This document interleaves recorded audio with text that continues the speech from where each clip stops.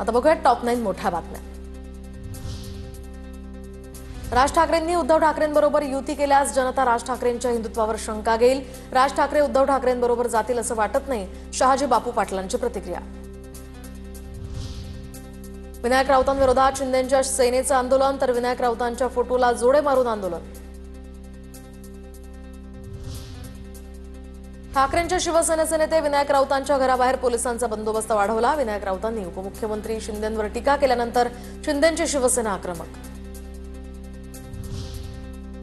पालकमंत्रीबाबत आणि त्यांच्या पदासंदर्भात आधी त्यांनी मोठं मन करावं आणि आम्हाला नंतर आम्ही पाहून घेऊ, सुनील तटकरेंना उद्देशून गोगावलेंचं मोठं वक्तव्य।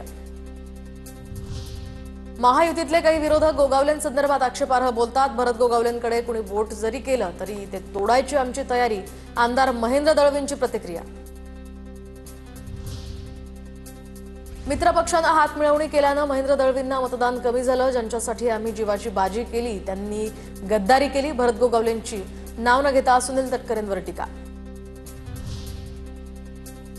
अजित पवार मुख्यमंत्री होतील अशी शक्यता वाटत नाही, अमोल मिटकरींच्या साकड्यावरून योगेश कदमांची प्रतिक्रिया। तर 2 उपमुख्यमंत्री आणि मुख्यमंत्र्यांमध्ये चांगला मेळ आहे, त्यामुळे तिघांपैकी कुणीही मुख्यमंत्री असेल त्यांना फरक पडत नाही, असंही वक्तव्य।